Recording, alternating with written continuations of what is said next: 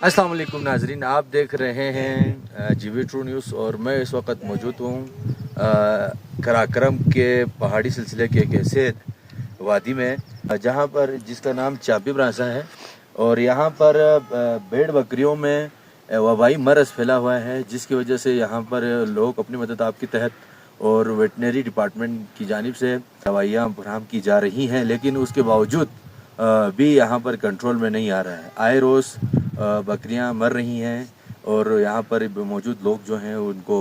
ज़बह करके नीचे भेज रहे हैं और रात की तारीकी में जब सो रहे होते हैं तो ऐसे में भी एक बाज़ बकरियां जो है बाज़ भेड़ हैं जो हैं वो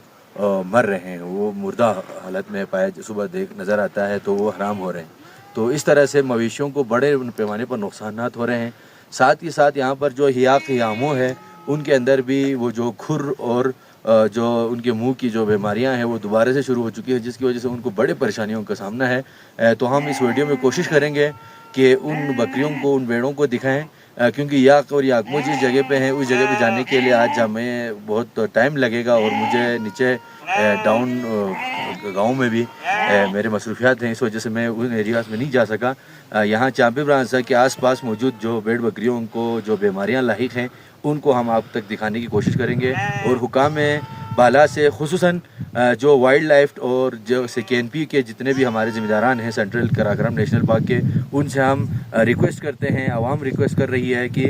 इनकी रोकथाम के लिए, इन बीमारियों की रोकथाम के लिए जो है फौरी तौर पर इनको अद्वियात फराहम की जाए और हिफाजती जो टिकाजात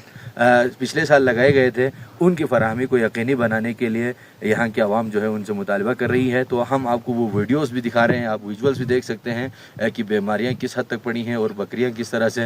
यहाँ पर मर रहे हैं और उनको ज़बह किया जा रहा है। निसुब जो है वो हलाल हो रहे हैं, बाकी जो निसुब जो है वो रात की तारीकी में क्योंकि सो रहे होते हैं, दिन भर की थकावट की वजह से यहाँ पर मौजूद जो लोग हैं वो भी थक जाते हैं, जिसकी वजह से दर्जनों से ज़ायद जो हैं अब तक हराम हो चुके हैं, जबकि बाकी जो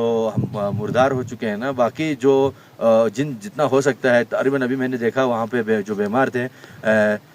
इस यहाँ की जो रिहायशी इलाका है चाबी ब्रांसा में, तो उसके आसपास जो बीमार जो भेड़ बकरियाँ जो यहाँ पर आसपास रखे हुए हैं, उन्होंने क्योंकि उनको इंजेक्शन देने के बाद 2-2.5-3 घंटे के लिए वो उसको बंद रखते हैं, फिर उसके बाद उनको खोल दिया जाता है ताकि वो थोड़ा आगे पीछे घास चर लें